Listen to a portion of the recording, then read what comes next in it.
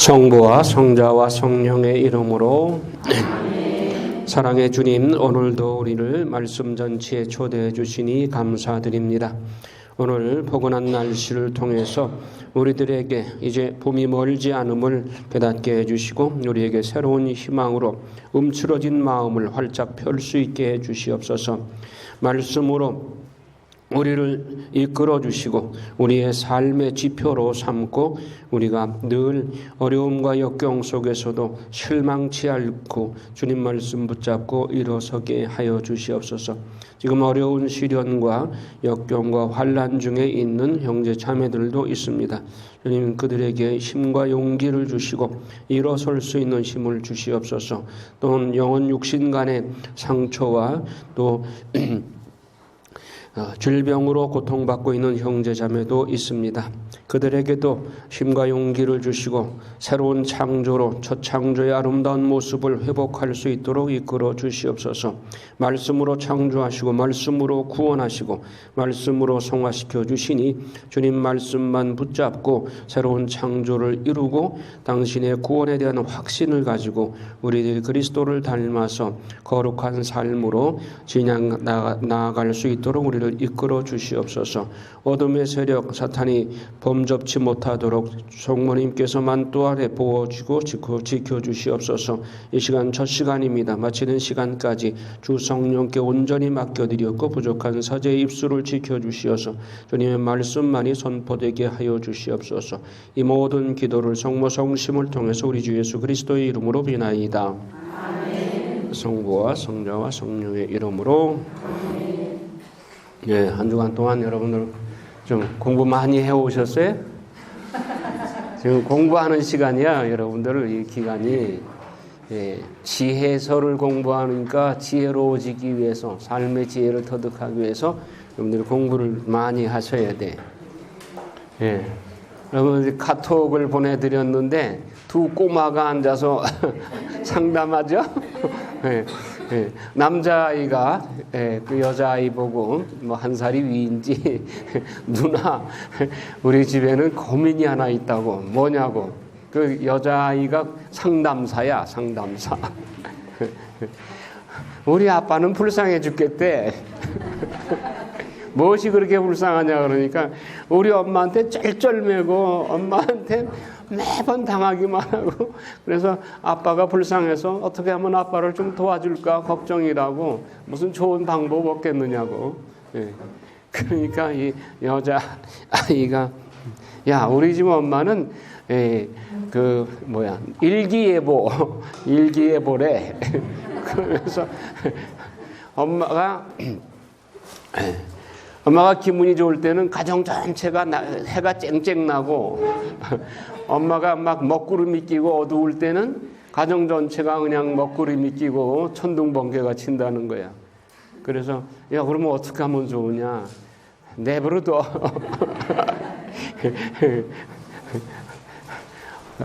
가정이 평화로우려면 엄마가 하는 대로 내버려둬야 된대. 여러분 어때요? 다 엄마들이니까 뭐 엄마 편이겠지 뭐. 그게 맞는 말이에요? 예, 맞는 말 같아. 다른 해답이 없는 것 같아. 예. 그리고 또 엄마가 하는 게 되게 바르잖아요. 예. 아빠들이 한테 맡기기보다는 그래도 엄마가 가정 걱정을 더 하니까 엄마가 하는 대로 내버려 두는 게 바른 해결책인 것 같아. 아이고. 자, 지금 우리가 어디까지 가고 있습니까? 지금 우리가 오늘 집회서, 지혜서를 할 것인데 지금 시가서를 하고 있죠. 시가서가 어느 위치에 있는가를 가만히 보세요.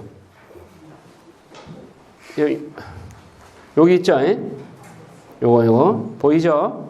예, 이게 성경 73권이야. 이 랩에도 이 한 페이지 안에 성경 73권이 다 들어 있어요.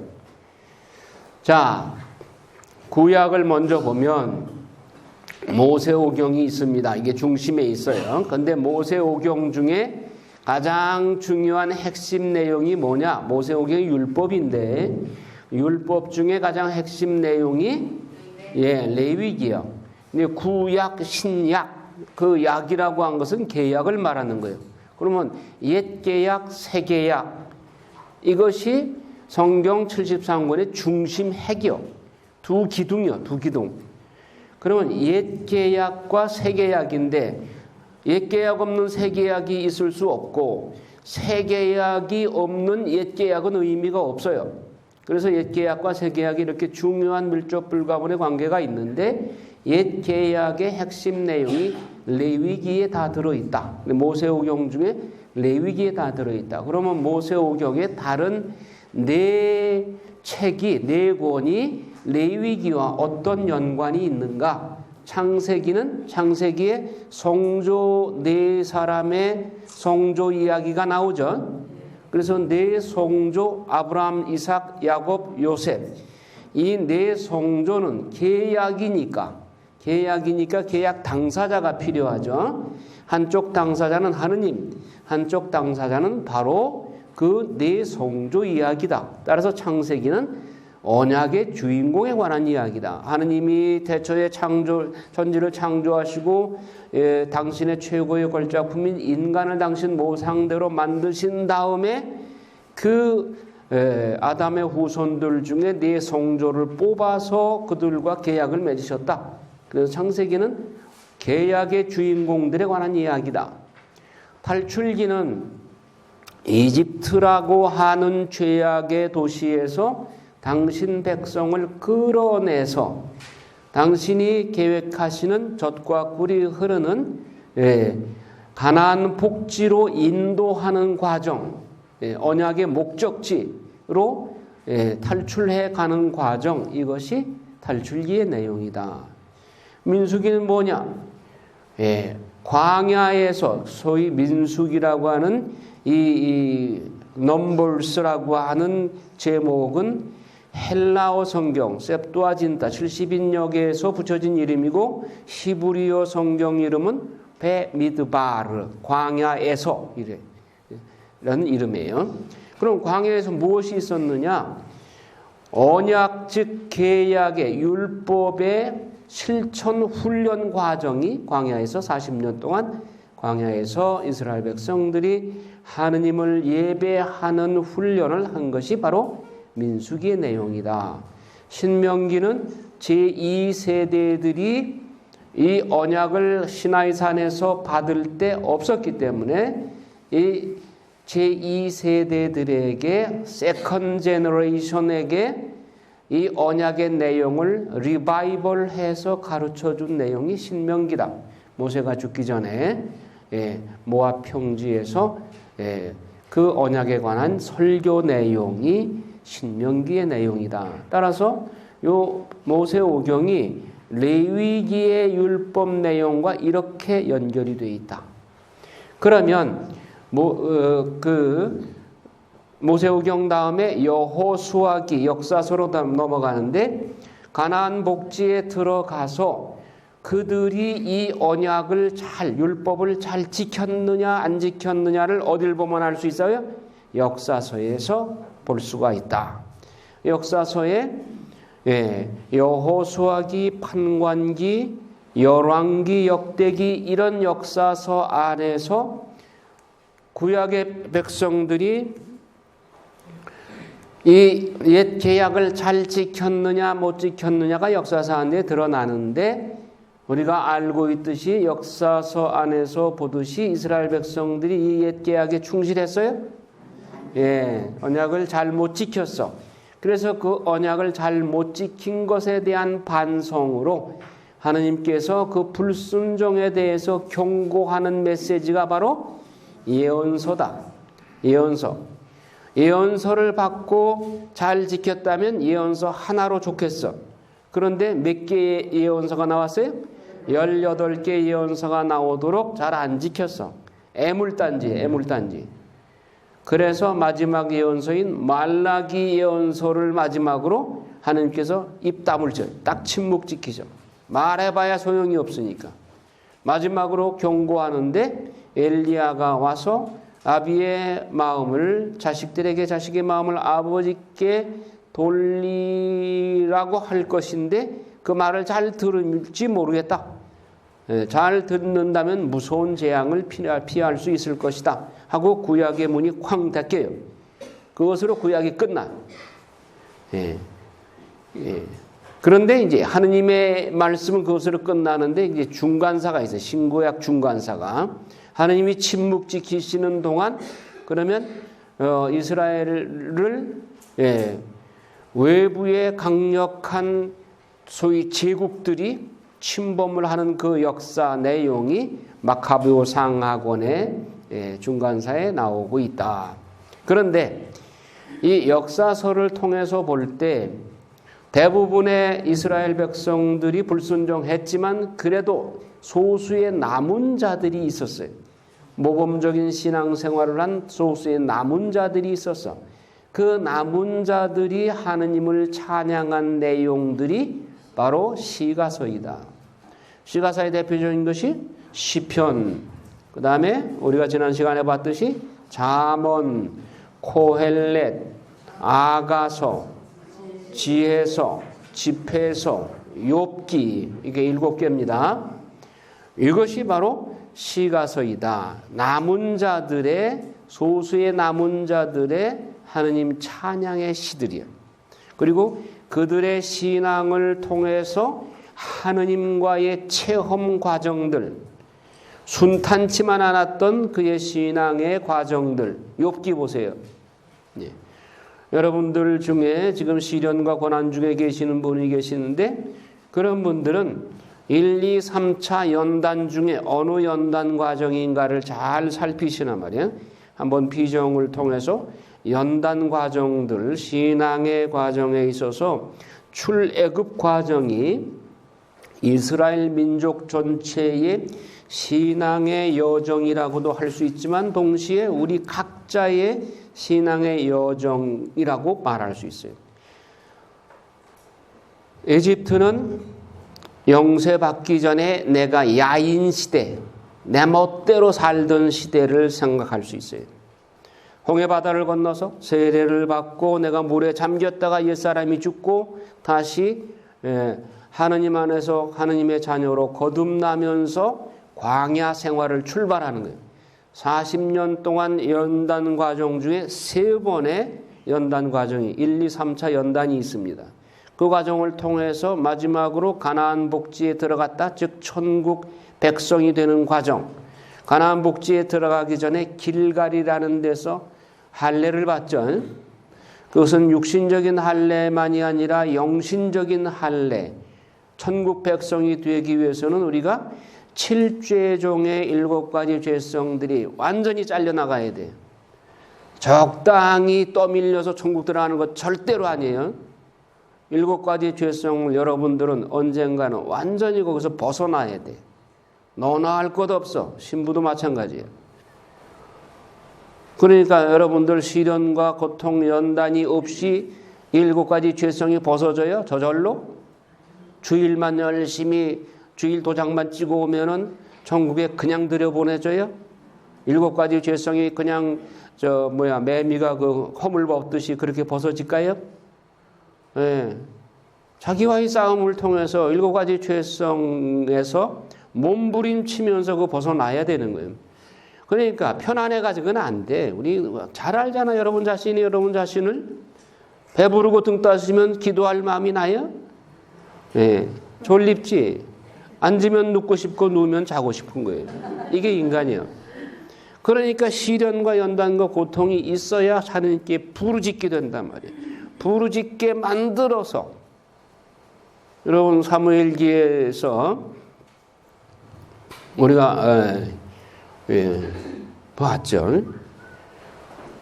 한나가 태를 하나님께서 막아 놓으셨어.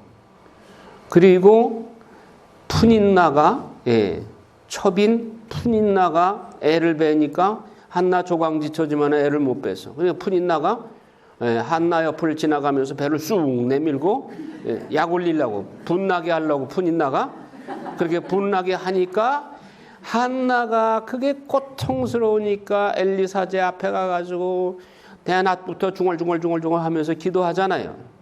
그러니까 엘리 사제는 술 주정하는 건 줄 알고 대낮부터 젊은 여자가 와가지고 술 주정한다고 그러니까 나는 술 주정하는 게 아닙니다. 지금 하나님께 너무 억울해가지고 지금 기도하고 있습니다. 아들 하나 주시면 내가 바치겠습니다 하면서 기도하고 있습니다. 여러분 한나가 마음에 그런 고통이 없으면 그렇게 가가지고 하나님께 부르짖었겠어요? 그러니까 태를 막아주신 분도 하느님이야. 그렇게 부르짖게 만들려니까 고통을 주신 거예요. 그래서 부르짖게 하고 그리고 그가 아들 하나를 소원으로 하나님께 기도하고 그래서 하나님께서 응답으로 아들 하나 사무엘을 주셔서 판관 시대가 엉망진창이었는데 제대로 된 판관을 만들기 위해서 하느님께서 한나를 그렇게 고통 중에서 부르짖게 만들고 사무엘이라는 제대로 된 판관을 하느님께서 작품으로 만드신 거예요. 왜 여러분들에게 고통을 주시는 것은 여러분들이 하느님께 부르짖게 만들고 여러분들이 성화되도록 하기 위해서 사랑의 채찍인 거예요. 받을 때는 몰라. 힘들고 뭐 하늘이 새카맣게 보이고 전혀 하늘과 땅이 딱 붙는 것 같은 그런 고통인데 이거 연단이다. 1, 2, 3차 연단이 있는데 1차, 2차, 3차 연단 중에 내 지금 연단이 어디에 속하는가? 이게 마지막 연단인가? 여러분은 연단을 천천히 길게 받기를 원해요? 아니면 단기간 내에 빨리 화끈하게 끝내기를 원해요? 그건 여러분들이 고르게 달렸어. 여러분 선택할 수 있어. 그거는 신덕에 따라서 나는 화끈하게 하루 만에 끝내주십시오. 그럴 수도 있고 천천히 길게 느려서 달라고 할 10년 동안 달라고 할 수도 있습니다. 자, 그래서 우리가 시가서 지금 하고 있어요. 남은 자들의 신앙 고백이다. 자, 한번 시편은 몇 편까지 있다고 그랬어요? 뭐? 150이지? 100은 어디다 잘라 먹어요? 150편입니다. 그 다음에 잠언은 몇 장? 31장. 그래서 하루에 한 장씩 하라고 했죠. 공부하시라고. 코엘렛은?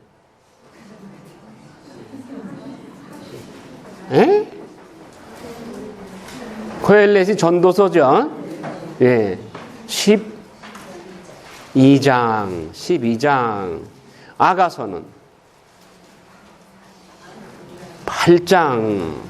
그러니까 코엘렛과 아가서를 합치면 20장이 된다. 그래서 코엘렛은 12장, 아가서는 8장. 자, 우리가 또 공부하게 될 지혜서는 몇 장까지? 19장. 집회서는 51장. 지혜서, 집회서를 합치면 70장이다. 그래서 19장, 지혜서 19장, 집회서 51장. 뭐 나중에 잊어버린다 하더라도 지금은 그렇게 외워보셔. 자, 다시 한번 시험해 봅시다. 그러면 욥기는 42장. 자, 다시 시편은 150편, 잠언은 31장, 또 코엘렛 12장, 아가서 8장, 지혜서 19장, 집회서 51장. 여러분들 이거 외우고 오시면 대단한 거예요. 자, 그래서 자, 시가서가 지금 우리가 지금 위치가 지금 어디쯤 가고 있나? 여기쯤 가고 있는 거예요. 그러니까 한쪽에서는 역사서의 대부분의 이스라엘 백성들이 낙제 점수를 맞았어. 그래서 하나님께서 그러면 안 된다. 돌아와라. 맞고 할래, 그냥 할래. 예언서가 그 내용이거든요. 예언서를 18개나 보내도 말을 안 들으니까 하나님께서 침묵지켜서 430년 동안 침묵지켜서 말라기서를 마지막으로 그때 이 중간사를 통해서 이스라엘이 하느님 없는 시대, 안 계신 시대, 하나님의 말씀이 부재한 시대에 이스라엘 백성들이 얼마나 고난을 겪고 있는가, 이 내용이 마카베오 상하곤을 통해서 볼 수가 있다. 이때 소위 하스모니안 왕조, 시몬의 왕조, 하는 정관사입니다. 하스모니안 왕조 시대가 이 중간사에 100여 년간 지속이 돼요.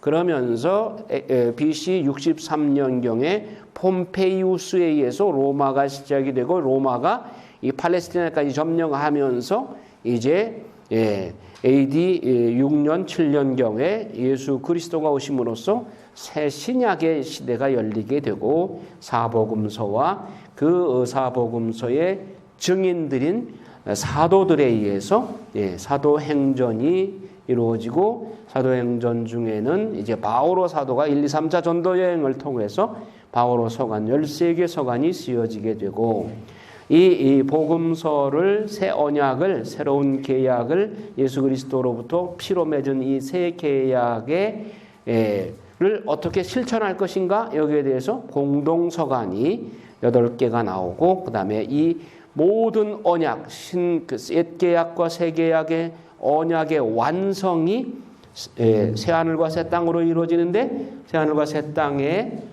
앞으로 일어나게 될 마지막 비전 새 하늘과 새 땅의 마스터 플랜이 요한 묵시록에 나온다.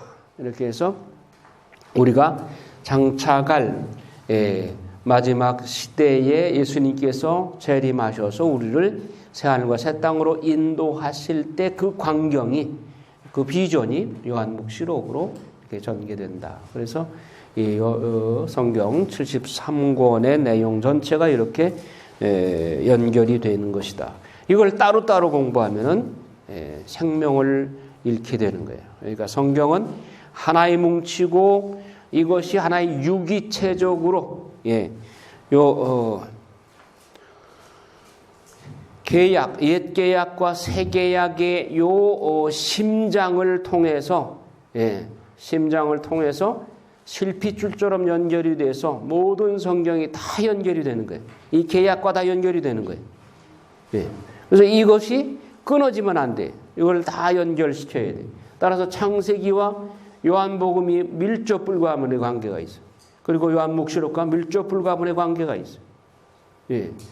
자, 여러분들 사도 베드로 일대 교황으로서 교회의 예수님의 지상 대리자요. 그분의 위치는 그 누구도 넘볼 수가 없는 위치요.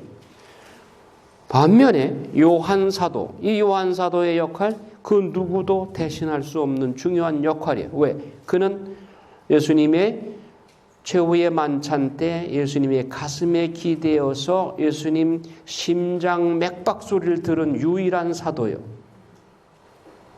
심장 맥박, 예수님의 심장 맥박 소리를 들은 요한 사도의 역할 누구도 대신할 수 없어. 그 심장 맥박 소리는 곧 하느님 사랑의 맥박이요. 이 하느님의 사랑의 맥박은 그 보통 사람의 맥박하고는 다른 거예요. 그러니까 그로 하여금 100살까지 살게 하고 그로 하여금 하느님 사랑의 핵심 내용을 성경의 마지막을 그로 하여금 쓰게 만드는 거예요. 그러니까 이것은 베드로도 대신할 수 없는 역할, 바오로도 대신할 수 없는 역할이에요. 요한 사도의 그 역할은. 그 요한 1서에 보면 맨 하느님은 사랑이십니다. 하느님은 사랑이십니다. 내가 말하는 사랑은 우리가 하느님을 사랑하는 것이 아니라 하느님이 우리에 대한 사랑입니다. 지루할 정도로 하느님의 사랑에 대해서 반복해서 설명하고 있죠. 예수님의 심장에 기대어 하느님의 사랑의 맥박 소리를 들은 영혼의 음성을 통해서 성경의 마지막 페이지를 쓰고 싶으신 것이 하느님의 뜻이었단 말이에요. 그러니까 이런 것들이 세계약 안에 기록이 되어 있고 창세기를 통해서 하나님께서 창조를 이루셨는데 인간의 불순명으로 인해서 실패로 끝났어. 그것이 예수 그리스도를 통해서 새 창조가 이루어져. 이것이 바로 요한복음 1장 1절에서 18절에 나오는 로고스 창가인 거예요. 새 창조에 관한 새 창세기야. 그게. 내가 처음으로 이런 말해. 누구도 이런 말 안 해. 이 말이 맞는지 틀리는지 모르지만 나는 그렇게 하고 붙이고 싶어요. 새 창조론이다. 요한복음 1장 1절에서 18절은 로고스 창가. 창세기 1장 1절에 하느님께서 한 처음에 말씀으로 하늘과 땅을 만드셨다. 요한복음 1장 1절에 태초에 말씀이 계셨다. 이 말씀은 하느님과 함께 계셨고 그 말씀은 곧 하느님이셨다. 이 말씀 없이 생겨난 것은 아무것도 없다. 새로운 창조죠. 창세기의 베톤하고 똑같이 시작이 되죠. 새 창조예요. 예수 그리스도가 오심으로써 새 창조가 이루어진 거예요. 따라서 구약 없는 신약 없고 신약 없는 구약은 의미가 없어요. 네. 그러니까 여러분들 여기서 공부하는 방법, 본당에서도 뭐 여러 가지 공부죠. 성경 공부반이 많어. 근데 구태여 여기 오시는 까닭은 이렇게 유기적인 연결을 시켜주는 그런 강의가 돼야 여러분의 성경 공부가 살아나요. 그리고 삶으로 증거하게 되고, 그리고 성경이 맛이 있어. 새로운 생명력이 살아난단 말이에요. 학문이 아니라 삶에 도움을 줄 수 있는 그런 말씀이어야 되고 삶으로 실천하는 말씀이 되어야 되는 것이죠. 자, 그러면 오늘 집회서로 넘어갑니다. 왜 집회서를 지혜서보다 앞에 하느냐? 지혜서는 헬라어로 쓰여져 있어요. 헬라어로 쓰여졌다는 훨씬 뒤에 쓰여졌다는 거예요. 그러면 시가서 중에 가장 늦게 쓰여졌다 하는 얘기예요. 그러면 솔로몬이 이 시가서 중에 잠코와 지혜서 집회서를 솔로몬이 썼다고, 저자를 솔로몬이라고 얘기하죠. 그런데 지혜서가 헬라어로 쓰여져 있다? 솔로몬이 아무리 헬라어를 하긴 조금 했겠죠. 그렇다고 헬라어로 성경을 쓸 만큼 그렇게 그러지는 않았을 거란 말이에요. 누군가가 헬라 제국 시대의 사람이 솔로몬의 제자인 사람이 써서 솔로몬의 이름으로 냈다 볼 수가 있죠. 왜? 집회서의 뒤에 보면 솔로몬의 타락에 관해서도 아주 적나라하게 표현을 해요. 그러면 솔로몬 자신이 자기의 타락에 대해서 쓸까요? 제자가 써서 뒤에 붙였다 이렇게 볼 수 있는 거죠. 자, 그래서 그 지혜서가 맨 늦게 쓰여졌다고 보고 집회서를 먼저 하자 하는 겁니다. 지혜서, 집회서가 다 사실은 솔로몬이 직접 썼다기보다는 전승으로 내려오는 것들을 뒤에 수집해서 그리고 제자들이 또 첨가해서 덧붙였다라고 볼 수 있죠. 그래, 그건 그렇게 추측하는 것이지 아무도 확실하게 말할 수는 없죠. 자, 집회서 봅니다. 자, 여러분들 그 책에 미스프린트가 있어요. 그 제목을 리베르 에클레시아스티쿠스, 요게 맞는 겁니다. 스펠링이 잘못됐어요. 에클레시아스티쿠스 고쳐 적으세요. 에클레시아 하면은 교회, 모임, 신자들의 모임, 에클레시아, 거기다가 스티쿠스를 집어넣으면 돼요. 에클레시아스티쿠스, 그 스펠링 잘못됐어요. 그래서 집회서, 자, 집회서는 제2경전에 속하고 초대교회에서 세례를 준비하는 예비자들에게 공식적으로 사용한 책이라서 교회의 책이란 뜻, 교회가 에클레시아니까 교회에 속하는 책이라는 뜻으로 이름을 붙이게 됐다. 물론 이것이 제2경전입니다. 개신교 책에는 이거 없어요. 지혜서, 집회서 없어요. 그 전에는 저자의 이름을 붙여서 벤시라의 잠언, 벤시라, 시라, 혹은 시라라고도 하였다. 솔로몬을 여러 이름으로 불러요. 자, 저자 집회서 말미에 시라의 아들 예수의 지혜라고 분명히 밝히고 있다. 벤 시라의 아들은 젊은 시절부터 율법에 대한 열정에 사로잡혀 오래도록 명상하고 외국 여행도 하면서 쌓은 지혜를 젊은이들에게 전해주고자 학교를 열었던 예루살렘의 명문 율사다. 원래 히브리어로 쓰인 이 책은 저자의 손자에 의해서 그리스어로 번역되어서 널리 읽혀지게 되었다. 그래서 할아버지가 뭐 이렇게 말씀하신 것을 어쩌고 하면 그런 얘기가 나와요. 예. 자, 그래서 원래 히브리어로 쓰여졌다가 나중에 이것이 그리스어로 번역되었다. 그런데 지혜서는 아예 헬라어로 쓰여졌어. 그러니까 지혜서가 뒤에 쓰여졌다 하는 것을 알 수가 있죠. 자, 저술식이 기원전 180년경에 쓰여졌을 것이다. 저자의 손자가 유에르게테스 왕 38년에 이집트에 가서 그곳에 머무를 때 고상한 교훈이 담긴 책을 한 권 번역했다는 기록에 비추어서 비교적 정확하게 지필 연대를 추정할 수 있다. 기원전 180년경, 요때쯤이면 신구약 중간 시대입니다. 그러니까 BC 430년에 말라기 예언서가 마지막으로 예언서가 나왔어요. 그 후로 하느님이 침묵지기, 하느님이 전혀 예언자를 안 보내요. 그래서 그 AD, 그러니까 예수님이 오실 때까지를 신구약 중간 시대라고 하는 거야. BC 430년부터. 그럼 그 기간 동안에 무슨 일이 있었느냐? 이거는 세계사를 볼 수밖에 없단 말이에요.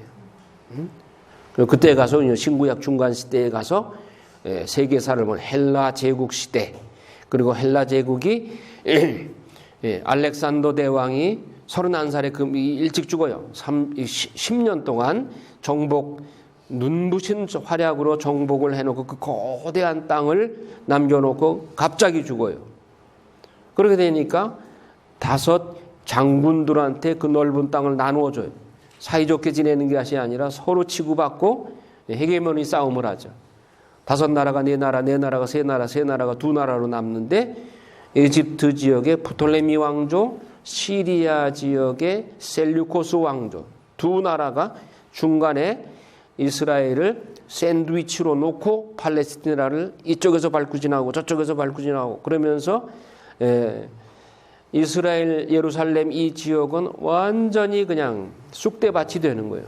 그때 그 신구약 중간 시대의 이야기가 그래도 우리는 마카베오 상하권이라는 제2경전을 가지고 있기 때문에 대충 짐작을 할 수가 있어요. 그런데 개신교 신자들은 제2경전을 인정을 안 하니까 거기 완전히 황무지야, 황무지. 그런데 아쉬우니까 사실은 개신교 목사님들이 신구약 중간사를 더 많이 연구를 해. 마카베오 상하권을 우리 천주교 신학자들보다 더 많이 연구를 해. 우리는 가지고만 있지 선반 위에 올려놓고 공부를 잘 안 해. 마카베오 상하권. 여러분들 마카베오 상하권 얼마나 읽어봤어요? 비교적 미개척 분야이지. 그래서 신구약 중간세에 대해서 여러분들은 기대를 거시고 공부를 많이 하셔야 돼. 그때는 신구약 중간사는 하도 사람도 많이 나오고 전쟁도 많이 많고 해가지고 역사 공부를 좀 다부지게 하셔야 돼. 헬라 제국, 프톨레미 왕조, 이쪽 그 서로 전쟁이 뭐 200년이 300년 계속되는 그 전쟁사를 여러분들은 좀 공부를 하셔야 돼. 구원 역사와 관련된 세계사는 같이 공부를 해야 돼요. 로마사도 공부를 하셔야 돼요. 로마 제국사를 알아야 예수님 시대의 환경을 알 수가 있단 말이에요. 그리고 바리사이파, 사두가이파, 율법학자들 이 사람들의 역사를 알려면 신구약 중간사를 공부해야만 돼요. 예수님 시대에 왜 예수님이 7 마귀에 사로잡혔던 마리아 막달레나도 용서를 하시고 그에게 자비로우셨던 예수님이 바리사이파 율법학자를 보고는 그냥 뭐 독사의 족속들아 하면서 그렇게 아주 호되게 나무라셨나? 그러면 그들의 원천이 무엇이고 왜 그렇게 타락됐는가 그 과정을 알아야 돼요. 이건 신구약 중간사를 통해서만 알 수가 있는 거예요.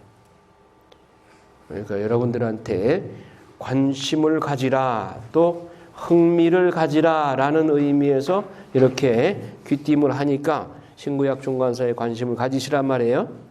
예, 그때가 어렵기 때문에 여러분들은 좀 흥미진진하게 임해야지. 안 그러면 졸리기밖에 안 돼.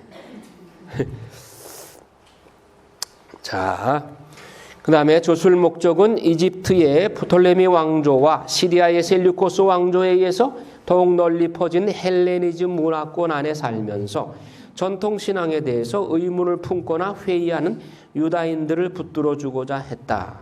자, 이들이 이스라엘 사람들이 지금 셀류코스 왕조의 안티오쿠스 4세라고 하는 아주 지독한 왕이 나타나서 예루살렘을 모독하고 예루살렘 성전에다가 돼지 피로 제사를 바치라고 하면서 그렇게 모독을 하고 할례 흔적을 지워버리게 하고 아주 그냥 계획적으로 유다교회를 박해하려고 계획적으로 그렇게 했던, 그래서 신앙을 지키려고 하는 사람들이 디아스포라로 전 세계 각지로 흩어졌어요. 그 중에 그 프톨레미 왕조, 즉 이집트의 알렉산드리아라고 하는 큰 도시가 있었어요. 그 도시 한 100만 명 가까이, 뭐 50만 명에서 100만 명 가까이 이스라엘 사람들이 그쪽으로 이주를 해서 거기서 신앙을 갖게 되는데, 그 사람들이 소위 헬레니즘 문화의 알렉산더 대왕의 정책은 그의 그 스승인 누구? 철학자? 아리스토텔레스의 헬레니즘 사상, 즉 문화적으로 정복민들을 문화적으로 지배하는 거, 총칼로 지배하는 게 아니라 문화적으로 정신적으로 지배하는 이런 사상을 가지고 있었어요. 그래서 헬레니즘에서 첫째로 하던 것이 언어 통일이에요. 헬라어, 그리스어로 지배민족 그 방대한 헬라 제국 전체에 헬라어를 공용어로 쓰도록 그렇게 했어요. 그러니까 알렉산드리아, 이집트에까지 헬라어를 공용어로 썼어요. 자, 그러다 보니까 유대인들도 2세, 3세가 내려오면서 히브리어를 잊어버리고 이제 낯설어지고 헬라어에 익숙해졌단 말이에요. 그러면 성경도 헬라어로 번역할 필요성을 느꼈어. 그래서 BC 250년에 최초의 성경 번역 헬라어 성경이 바로 셉두아진타 70인역이다. BC 250년에. 그러다 보니까 지금 이 집회에서도 헬라어로 번역할 필요가 생긴 거예요.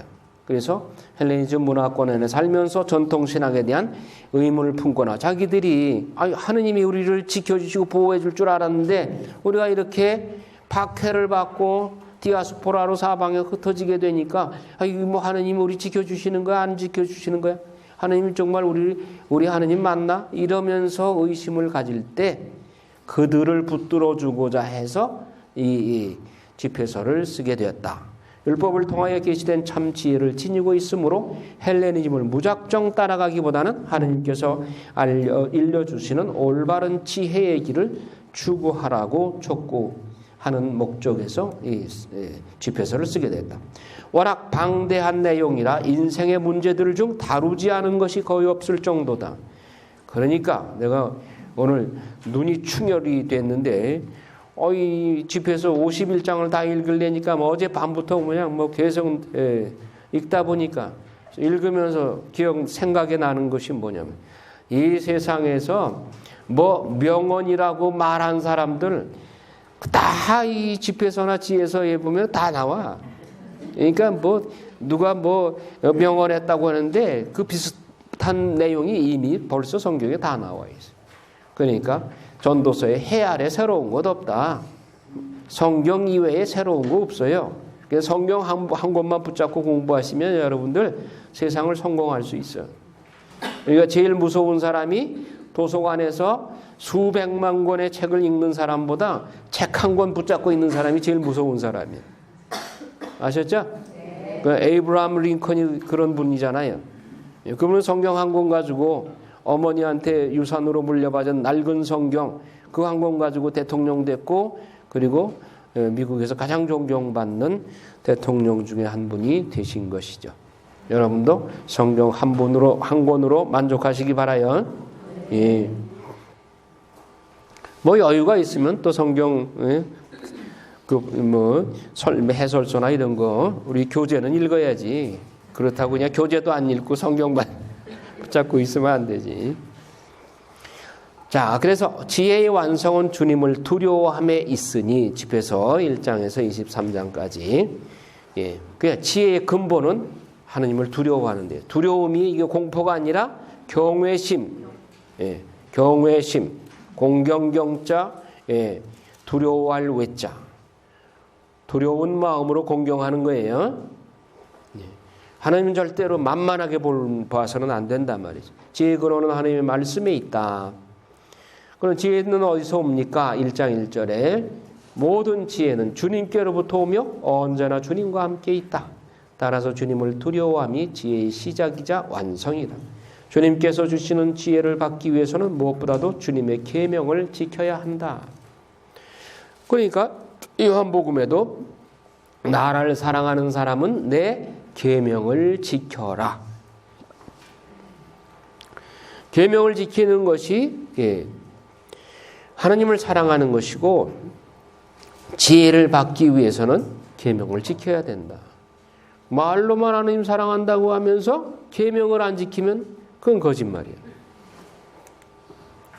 어떠한 일이 닥치더라도 황금을 불 속에서 단련하듯 하나님께서 우리를 단련하신다는 믿음으로 참고 견뎌내면서 실제로 주님을 두려워하는 사람들은 그분의 마음에 들도록 애쓰고 그분의 율법으로 만족해야 한다. 궁핍한 사람에게 자선을 베풀고 고아들을 아비처럼 보살펴주면서, 그러니까 말씀을 실천해야지, 실천 안 하고 머릿속에만 있어서는 의미가 없다 말이죠. 자, 집에서 4장에서 6장에 보면 지혜의 보상, 지혜를 사랑하는 사람은 삶을 사랑하는 사람이다. 예.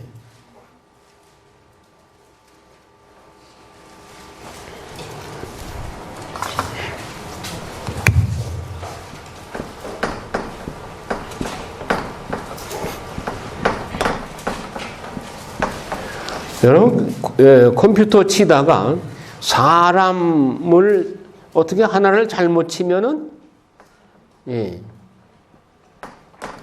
이렇게 돼. 네. 사람 치다가 혹은 삶 치다가 사람 이렇게 되는 경우가 종종 있죠. 예. 사람이고 삶이요. 이게 삶으로 실천하지 않는 것은 사람이 아니요.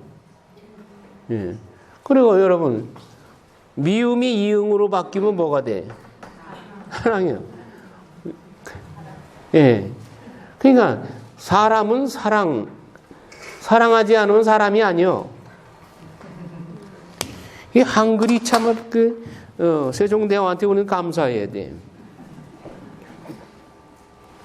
한글이 참 우리에게 묵상 재료가 많아요. 주님의 자비가 크시니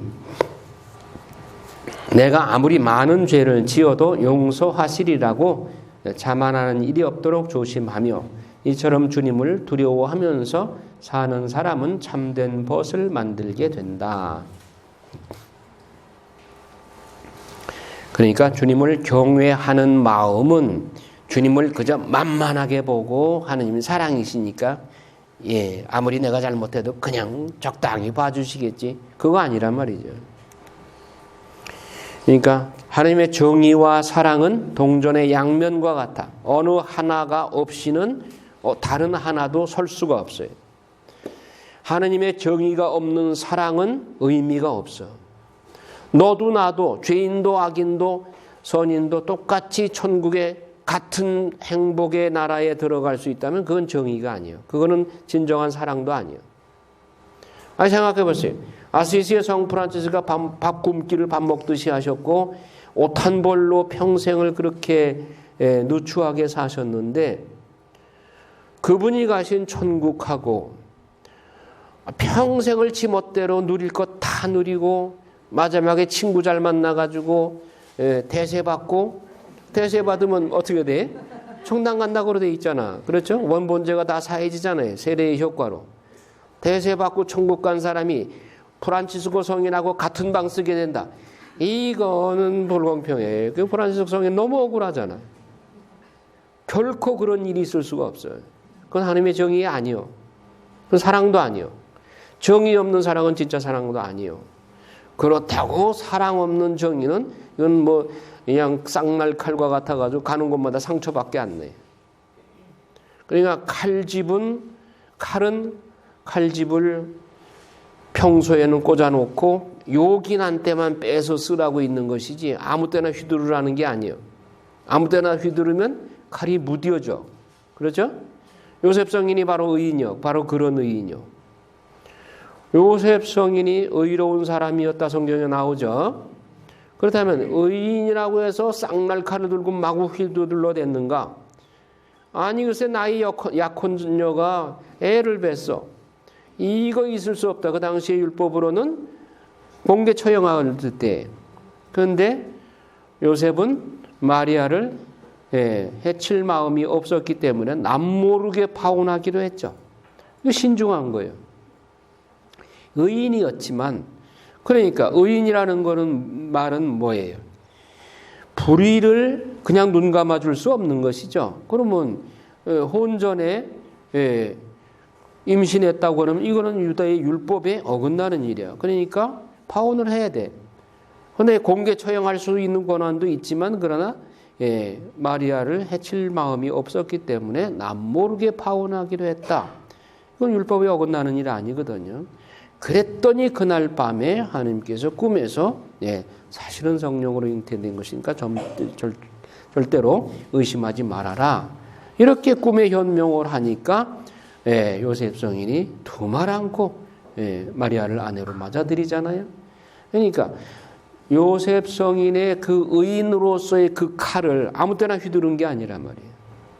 평소에 칼집에 꽂아놓고 보관하고 있다가 요긴할 때 빼서 쓰려고 하는 순간 하느님께서 칼을 뽑지 마라 그거죠. 그것은 하느님의 신비로운 계획에 의한 것이다. 자, 그래서 하느님의 정의와 사랑은 동전의 양면과 같은 것이고 손바닥과 손등과 같은 것이다. 어느 하나 없이는 다른 하나도 빛을 낼 수가 없는 것이죠. 자, 그래서 지혜로운 처세, 젊을 때부터 교양을 많이 쌓는 것이 좋다. 밭을 갈고 씨를 뿌리듯이 지혜를 가꾸면 좋은 열매를 맺게 된다. 그러나 처음에는 속박처럼 여겨지더라도 지혜의 족쇄와 칼을 쓰고 전력을 기울여 지혜의 길을 가려는 노력이 필요하다. 그러다 보면 자녀와 부모들에게 지성을 다하게 되고 사제들을 섬기고 친구와 우정을 지켜가는 데 만전을 기하고 먼저 생각하고 행동하는 습관을 들이고 일을 할 때에도 늘 주님께 신뢰를 두며 친구들을 가려서 사귀게 된다. 참 지혜와 거짓 지혜에 관해서 14장부터 23장까지 나오죠. 주님께서는 무엇을 옥새처럼 귀하게 여기시고 당신의 눈동자처럼 아끼시는가? 지혜란 말이죠. 지혜를 따라 사는 사람은 참 행복한 사람이다. 자기 자녀들을 지혜의 보호 밑에 둘 뿐만 아니라 지혜를 의지함으로써 망신을 당하지 않으니까. 주님은 인간의 선행과 자선을 귀하게 여기시는 분임을 깨닫고 이웃에 대한 의무에도 소홀히 하는 일이 없어야 된다. 인간의 말로가 비참하기 때문에 주님께서 용서를 많이 베푸신다는 것을 믿고 생명의 아버지이신 주님을 부르며 헛된 욕망에 빠지지 않도록 기도해야 된다. 그 다음에 이제 24장부터는 지혜의 찬미, 그 지혜를 또 나중에 의인화해서 지혜가 곧 예수 그리스도예요. 사실은 지혜가 인격화돼서 사람으로 오신 분이 또 예수 그리스도이신 것이죠.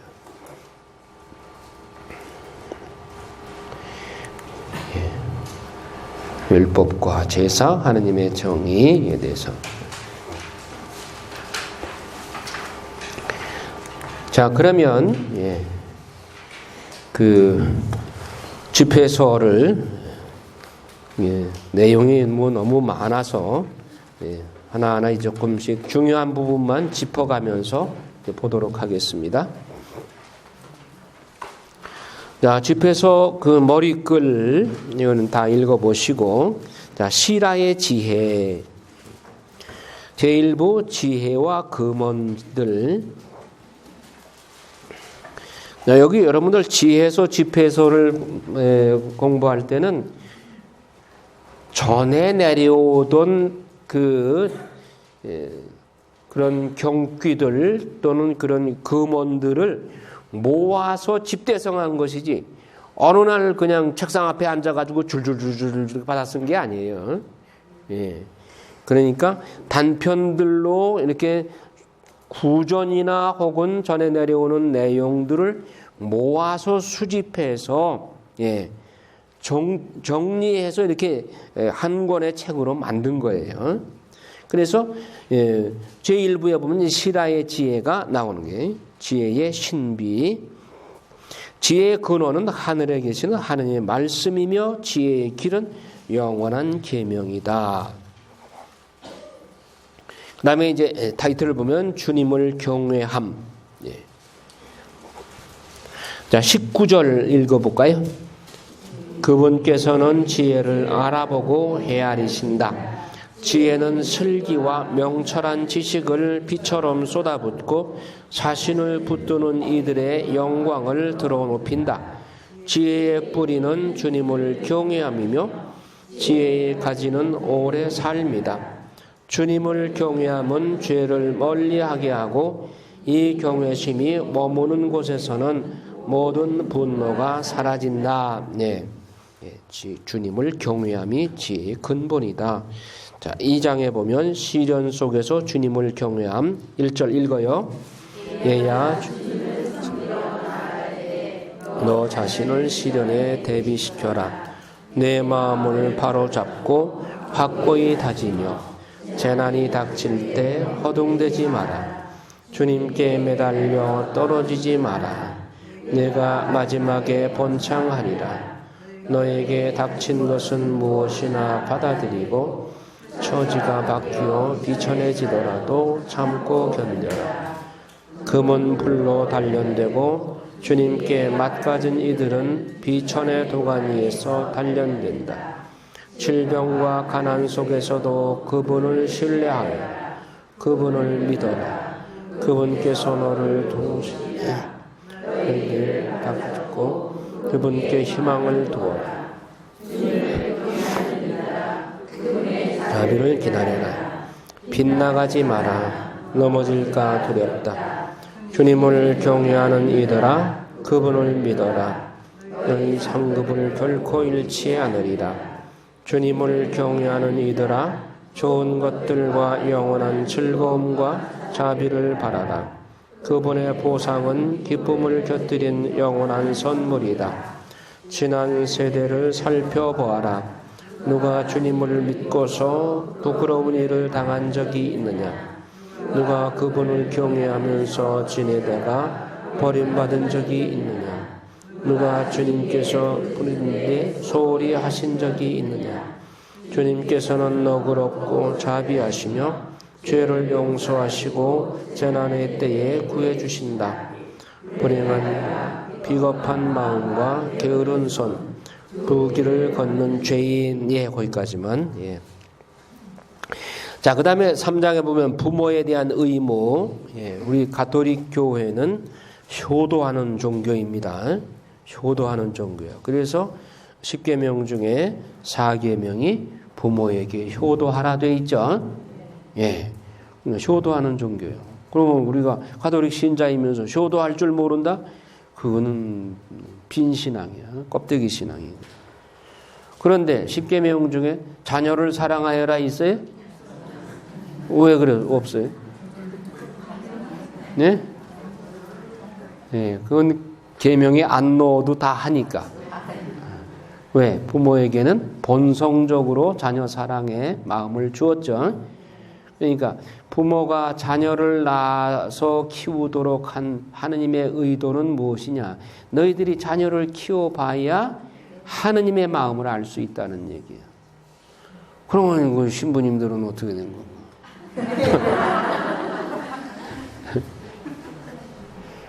신부님들한테는 그냥 3,000명, 4,000명 신자들을 자녀로 그렇게 더 많은 자녀들을 키우고 있잖아요.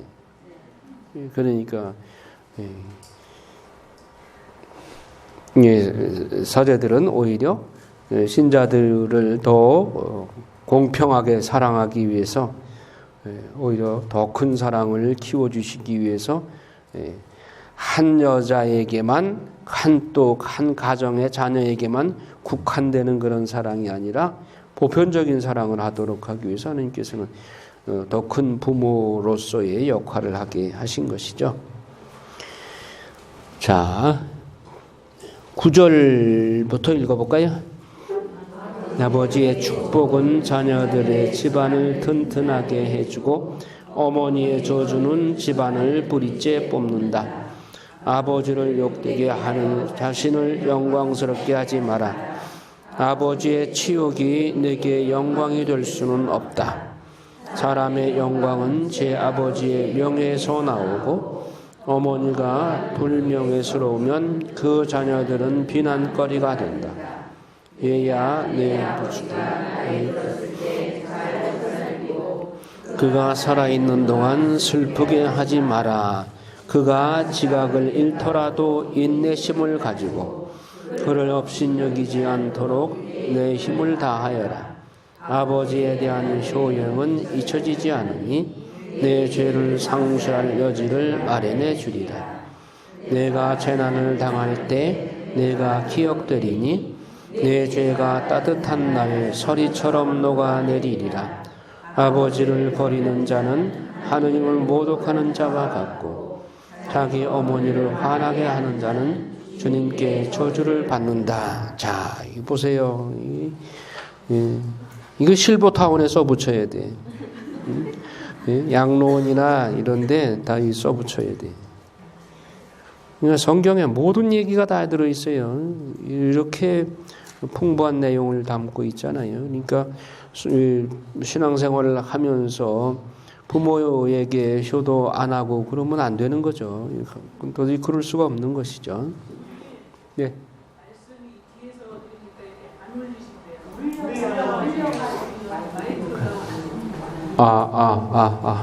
그래. 오케이.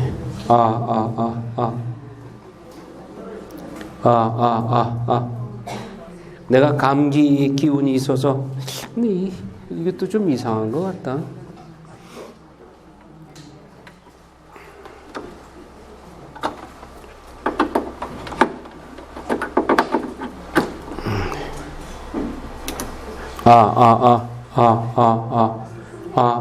조금 나은가? 예. 그래.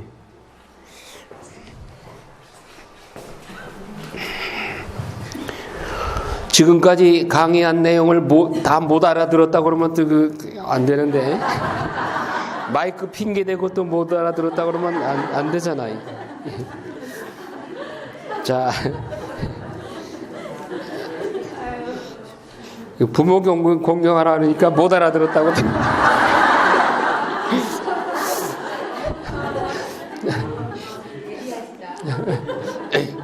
자, 그 다음에 겸손 18절 읽어요. 내가 높아질수록 자신을 더욱 낮추어라. 그러면 주님 앞에서 총애를 받으리라. 이 아주 명심하세요. 예. 자, 그 다음에 자만심 26절 읽어요. 고집센 마음은 마지막에 불행을 겪고 위험을 즐기는 자는 그 위험으로 망하리라. 고집센 마음은 고생으로 짓눌리고 죄인은 죄악에 죄악을 쌓으리라. 거만한 자의 재난에는 약이 없으니 악의 잡초가 그 안에서 뿌려냈기 때문이다. 네. 자, 위험을 즐기는 자 그 위험으로 망하리라. 이거 명심해야 돼요. 막 스릴과 서스펜스를 즐기고 막 그냥 뭐 고공무용하고 막 저 스키 막 그것도 제일 뭐 경사 급한 데서 막 쌩쌩 달리고 기분 좋죠. 그리고 뭐 오토바이 사가지고 막 140km씩 달리고 막 폭주적 뭐 위험 즐기는 사람은 위험으로 망한단 말이에요. 나무 잘 타는 사람 나무에 떨어져 죽고, 예. 수영 좋아하는 사람, 수영 선수한테 이런 얘기하면 또 안 되지. 야, 이거 조심하라면 위험을 즐기는 자 위험으로 망하리라. 자, 그 다음에 가난한 이들에 대한 자선 30절. 물은 타오르는 불을 끄고 자선은 죄를 없앤다. 예, 이것도 명심하세요. 예. 그 다음에 7절, 4장 7절. 회중이 너를 사랑하게 하고 우더른에게 머리를 숙여라. 가난한 이에게 귀를 기울이고 그에게 평화의 인사를 상냥하게 건네어라. 예, 세상 보면 부자들한테는 우리가 굽실거리고 가난한 사람은 무시하고 본체만 취하고 그러기 쉬워요. 예, 인간 본성 안에 그런 게 있어요. 그러니까 내가 의식적으로 그거는 노력해야 돼. 가난한 사람들에게 친절하게 대하고 그건 바로 하느님께서 보고 계시는 거예요. 자, 4장 28절. 진리를 위하여 죽기까지 싸워라. 주 하느님께서 내 편을 들어 싸워 주시리라. 예, 순교자들이 바로 이 말씀 붙잡고 순교하는 거죠. 그 다음에 이제 확고한 신념 5장 11절. 듣기는 빨리 하고 대답은 신중히 하여라. 네가 이해했거든 이웃에게 대답하여라. 그러지 못했거든 손을 입에 얹어라. 침묵 지키란 말이에요. 계속해서 영광과 치욕은 말에 있고 인간의 혀는 파멸이 될 수도 있다. 중상꾼으로 불리지 않도록 하고 내 혀로 올가미를 놓지 마라. 부끄러움이 도둑에게 닥치고 엄한 단죄가 두 혀를 지닌 자에게 큰 일이든 작은 일이든 소홀히 하지 말고 친구가 되어야지 원수가 되어서는 안 된다. 예. 예. 가능하면 우리가 원수를 맺지 말고 친구가 되어야지 원수 관계를 맺으면 안 되죠. 우리가 마음속에 누군가가 그렇게 좀 미운 사람이 있다면 기도가 제대로 안 돼. 그런 것이 걸림돌이 있으면. 4절에 보면 사악한 정신은 그 사람을 파괴하고 그를 원수들의 놀림감으로 만들리라 됐습니다. 우정 5절 읽어요. 부드러운 말씨는 친구들을 많게 하고 우아한 말은 정중한 인사를 많이 받게 한다. 너와 화목하게 지내는 친구들을 많이 만들되 좋은 자는 1000명 가운데 하나만을 골라라. 친구를 얻으려거든 시험해보고 어때? 서둘러 그를 신뢰하지 마라. 예. 그러니까 좋은 자는 1000명 중에 한 사람만 두래. 여기저기 막 내 문제를 들고 여기 가서 묻고 저기 가서 묻고 그러다 보면 또 무당박수까지 걸린단 말이에요. 무당박수한테 또 가서 묻고 그러면은 그때부터는 이제 큰일 나는 거예요. 여러분 무당박수나 뭐 오늘의 운세 뭐 이런 거 장난삼아도 절대로 하면 안 돼요. 왜? 거긴 악령이 붙어 다녀. 악령은 사람에게, 물건에게, 장소에게 이 세 가지로 작용해요. 예. 장소도 무당이 굿한 자리 그런데 함부로 가면 안 돼. 물건, 무당이 사용하던 물건. 예. 이제 앞으로 3월 4일, 5일 피정 때 자세한 얘기를 할 텐데 이런 이제 그런데 물으러 갔던 경험이 있는 사람들 혹 예, 그런 요청을 한 경우도 있을 거예요.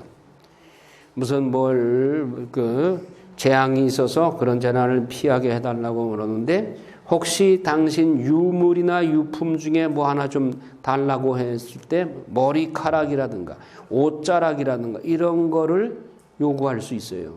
그러나 그걸 주었다 하면은 벌써 마귀가 붙는 거예요. 그러니까 그런 것을 절대로 하면 안 된단 말이에요. 무슨 부족 갖다가 붙였다? 그거 조심해야 돼요. 그러니까 부족 안에 이미 벌써 마귀가 작용을 하고 있는 거예요. 근데 그거를 불사를 때도 아주 신중하게 해야 돼. 성수 뿌리고 여러분 집에는 항상 성수를 준비해야 돼. 뭐 성수도 그냥 성수, 일반 성수가 있고 구마 성수가 있어요. 구마 성수. 소금도 있고 소금도 성수에 소금 넣잖아요. 근데 그런 일반 소금이 있고 구마 축성을 받은 소금이 또 있어. 그건 이제 나중에 또 얘기를 할 텐데. 그래서 여러분 그 성경을 통해서 여러분들이 배우고 알아야 할 세 존재가 있어요. 하느님 먼저 알아야 돼요. 그다음에 나 자신이 누군가를 알아야 되고 그다음에 마귀가 뭔가를 알아야 돼. 그만큼 마귀가 중요한 거예요. 왜? 마귀가 하느님이 우리를 지복직관을 누릴 수 있도록 에덴 동산에서 그렇게 영원한 생명을 누리도록 한 것을 마귀의 유혹에 의해서 우리가 죽음과 고통이 오게 돼 있잖아요. 그리고 이 세상에서 이렇게 고통당하고 살고 있잖아. 우리를 이 모양 요 꼴로 만든 장본이 이 마귀란 말이에요. 그리고 마귀 존재를 모르고서는 구원이라는 게 뭐예요? 마귀 소나기에 들어있는 우리를 다시 빼내서 아버지 집으로 데리러 가려고 예수님께서 오신 거 아니에요? 그게 구원이잖아요. 그럼 마귀의 정체가 뭔가를 알아야지. 지피지기면 백전백승이라고 그러는데 적도 인정도 안 하고 적도 모르고 어떻게 구원받을 수 있어요? 마귀가 뭐 재미있어서 친구 삼기 위해서 마귀 공부하는 게 아니라 마귀를 이기기 위해서는 마귀를 알아야 된단 말이에요. 마귀를 인정하지 않는 오늘날 같이 달나라에 우리가 가는 세상에 무슨 마귀가 있는 그 사람은 벌써 마귀에 종속된 사람이야. 마귀의 하수인이요. 마귀는 그런 사람 거부 안 내. 이미 내 편이니까. 그러니까 마귀에 대해서 우리가 잘 알아야 되고 그래서 마귀는 사람과 물건과 장소 세 가지로 역사를 한단 말이에요. 그러니까 그런 것에 대해서 우리가 늘 유념하고 성수 자주 집에도 뿌리고 물건에도 이렇게 해서 마귀가 범접치 못하도록 해야 되는 겁니다. 자, 또 여러분 성경은 난 이걸 굉장히 일찍 샀기 때문에 미스프린트가 읽다 보니까 나오더라고요. 6장 21절 한번 읽어봐요. 이런 자들에게 지혜는 무거운 여러분 책에는 돌들이라고 돼 있어요? 들돌. 저 거꾸로 된 거지. 그 미스죠? 네.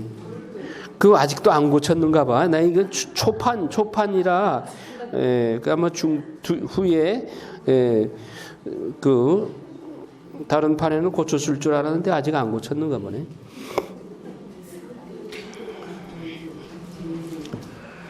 자, 6장 35절 읽을까요?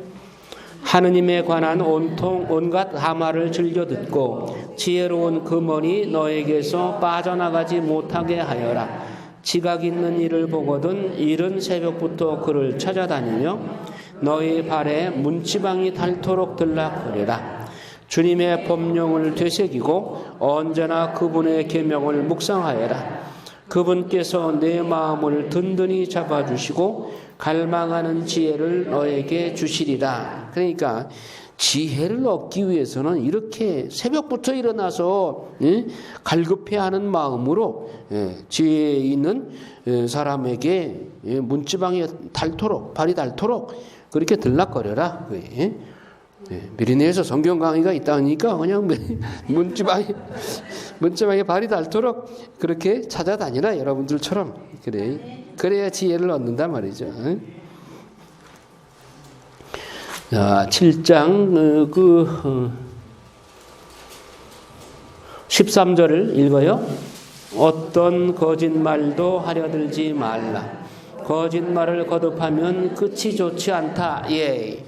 여러분 선의의 거짓말하는 경우 있어요. 아이 내 성당 간다고 남편한테 성당 간다고 하면 불편해하니까 난 시장 간다고 하고 성당에 왔습니다. 그래 고백성사를 봐. 그래 그런 경우 아이 참 인정에 끌려가지고 그 장사는 괜찮다고 그러고 싶은데 그거 아니야. 작은 거짓말도 선의의 거짓말도 거짓말은 거짓말이야. 예. 그러니까 그것도 예. 남편이 예, 내가 성당 간다고 해서 덜 좋아한다고 하더라도 그건 내가 십자가라고 생각하고 예, 하나님께 맡기고 인간적으로 너무 걱정하고 막 잔머리 굴리려고 하지 말고 솔직하게 예, 그래서 성령께 의탁하고 예, 알아서 하시도록 그 남편이 싫어하더라도 그러나 벌써 성령께서는 남편의 마음을 움직이고 있는 거죠. 그러니까 그러다 보면 언젠가는 변화가 되는 것이죠.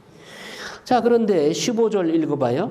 힘든 일을 싫어하지 말고 지극히 높으신 분께서 창조하신 이것도 미스죠? 일들이죠? 예, 여러분 책에도 안 고쳤구나. 미스가 나오더라고요. 자, 8장 6절 읽어요. 늙은 사람을 멸시하지 마라. 우리들도 늙어간다. 죽은 이를 두고 기뻐하지 말고 우리 모두 죽는다는 사실을 기억하여라. 집회소에 별거 다 있어. 네. 그러니까 젊은 사람들한테 이거 집에다 써붙여요. 자, 8장 12절. 너보다 힘센 사람에게 구워주지 마라. 구워주었으면 잃어버린 것으로 생각하여 내 능력을 넘어 보증을 서지 마라. 보증을 섰으면 대신 갚을 각오를 하여라. 예.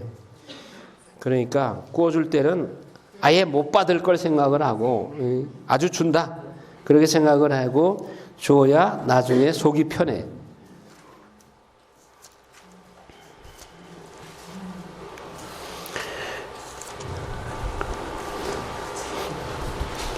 자, 11장 7절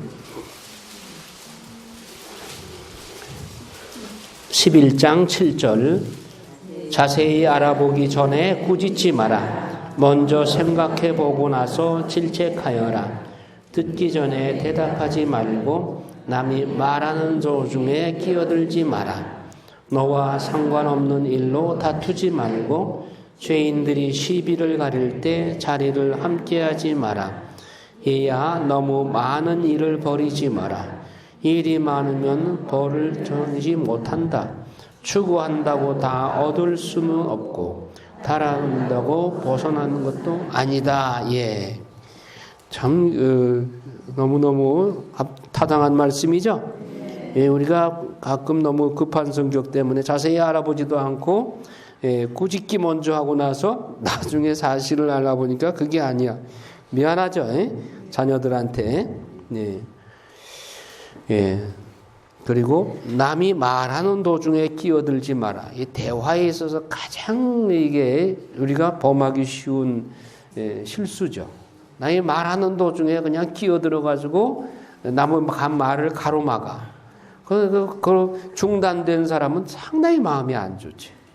우리가 모두 경험하는 거잖아요. 내가 말하는 중에 누가 끼어들어가지고 중간에 탁 말을 막아버리면 속으로 상당히 기분이 언짢죠. 이게 그 매너야. 대화에 있어서의 매너인 거예요. 자, 12장 1절 읽어요. 선을 행할 때에는 누구에게 하는지를 알아라. 그래야 너의 선행에 고마움이 돌아오리라. 이거 아주 중요한 내용입니다. 예. 선을 행할 때 내가 아무 생각 없이 내 뜻으로 내 결정으로 그렇게 하는 것은 의미가 없어. 이게 내가 하느님을 위해서 하는가? 하느님을 사랑하는 마음으로 하는가? 이걸 확인해야 돼. 하느님을 위해서 하느님 사랑의 마음으로 한 것이라야 하느님께 공로가 되는 거예요. 내 만족을 위해서 하는 것은 하나님께 아무런 공로가 안 돼. 이거 특별히 염두에 둬야 돼요.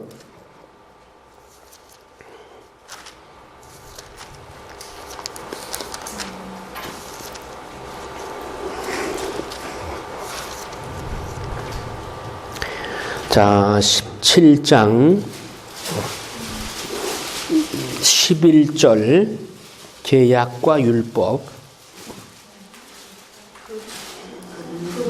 그래서는 그분에게 지식을 주고 생명의 율법을 그들에게 상속재산으로 나누어 주시어 지금 살아있는 존재들이 죽을 몸임을 깨우쳐 주셨다.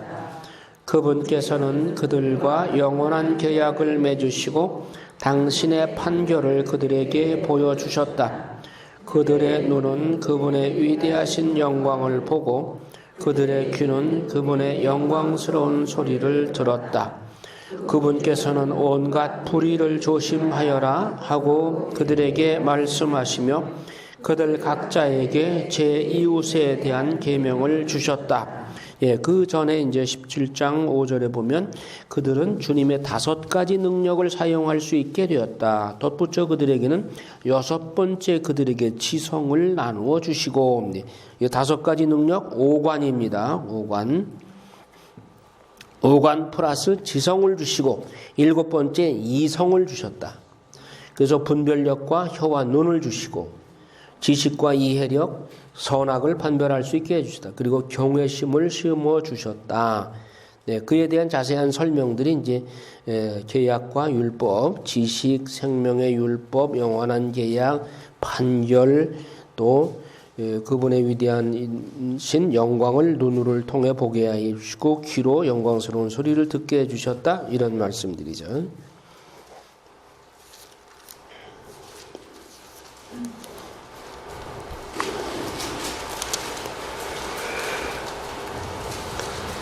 예, 18장 15절 읽어요.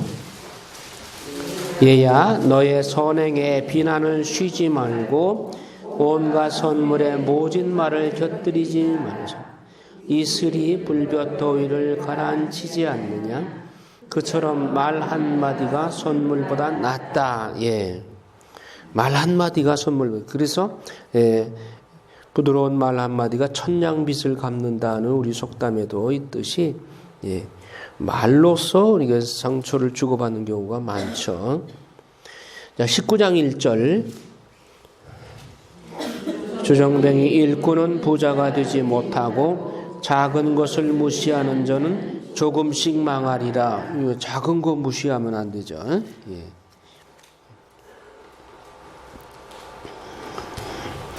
자, 그 다음에 19장 19절 주님의 계명에 대한 지식은 생명의 가르침이고 그분의 뜻을 행하는 이들은 불멸의 나무에서 열매를 맛본다.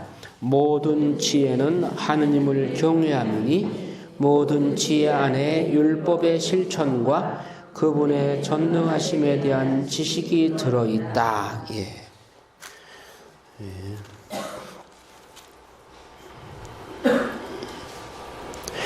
자, 20장 침묵과 말인데 20장 6절 읽어요.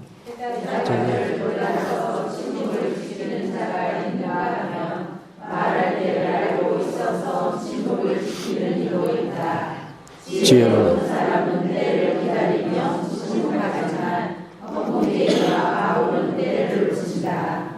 말하는 자는 헛것을 보여주고 권위를 내세우는 자는 미움을 받는다. 예, 이 말씀 집회서를 자주 읽게 되면 여러분들이 정말 지혜로운 사람이 돼요. 그렇잖아요. 예? 예. 침묵할 때와 말할 때 이것을 잘 가려서 그래야 정말 교양 있고 지혜로운 사람이 되는 거죠. 자, 21장 2절 읽어요. 뱀을 피하듯이 죄를 피하여라. 죄에 다가서면 그것이 너를 물 것이다. 죄의 이빨은 사자의 이빨, 그것이 인간의 영혼을 파괴하리라. 무법은 모두 쌍날칼과 같아 그 상처에는 약도 없다. 예, 얼마나 참 적절한 말씀이에요. 22장 6절. 때에 맞지 않은 말은 초상집의 풍악과 같지만 회초리와 훈육은 언제나 지혜로 통한다. 그렇잖아요, 이거. 예. 때에 맞지 않는 말을 하는 거는 초상집 가서 풍악을 울리는 것 같아요. 뼈 안 맞을 짓이죠. 예. 회초리와 훈육은 언제나 지혜로 통한다. 12절. 죽은 이에 대한 애도는 이랫동안 계속되지만 어리석은 자와 불경한 자의 일생은 모든 날이 조생달이다. 참 표현도 재미있죠. 그 다음에 23장 11절. 맹세를 많이 하는 사람은 범법으로 가득 차고 징벌의 채찍이 그 집을 떠나지 않으리라. 그가 맹세를 어기면 죄악이 그와 함께 머물고 분별 없이 맹세를 하면 죄가 갑절로 무거워지리라. 그러니까 함부로 맹세해서는 안 되죠. 복음에도 아예 맹세하지 말라. 하늘을 두고도 땅을 두고도 맹세하지 말라 그랬죠. 예. 맹세하면 맹세에 묶여요. 근데 사람 상황이 어떻게 자기 처음 생각했던 것대로 그대로 되나요?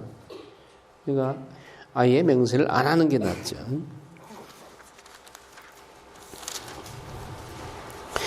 25장 1절 이거야. 좋은 남편과 나쁜 남편 여기 관심 둬야 됩니다. 내 마음에 드는 것이 세 가지 있으니 그것들은 주님과 사람 사이 앞에서 아름답다. 형제들끼리 일치하고 이웃과 우정을 나누며 남편과 아내가 서로 화목하게 사는 것이다. 예, 6절. 풍부한 경험은 노인들의 화관이고 그들의 자랑거리는 주님을 경외합니다. 내 마음에 행복이라고 생각하는 9가지가 있는데 여기에 10번째 것을 덧붙여 내 혀로 알린다. 자기 자식으로 말미암아 기뻐하는 사람과 살아서 원수들이 망하는 것을 보는 사람은 행복하다. 지각 있는 아내와 함께 사는 사람, 혀로 죄를 짓지 않는 사람, 자기보다 못한 자에게 종노릇하지 않는 사람은 행복하다. 현명을 찾은 사람, 주의 깊게 듣는 청중에게 이야기하는 사람은 행복하다. 지혜를 찾은 사람은 얼마나 위대한가. 그러나 주님을 경외하는 이보다 위대한 이는 없다. 주님을 경외함은 모든 것을 뛰어넘으니 주님을 경외하는 이를 누구와 비교할 수 있으랴. 주님을 경외함은 그분에 대한 사랑의 시작이요 믿음은 그분에 대한 의탁의 시작이다. 그 다음에 또 나쁜 아내가 나오네. 예. 이거는 오후에 봐야 되겠죠? 이거 먼저 읽고 식사하기는 좀 식상하잖아. 네, 삼종기도 하고 식사하러 갑시다. 성부와 성자와 성령의 이름으로 주님의 천사가 마리아께 하리.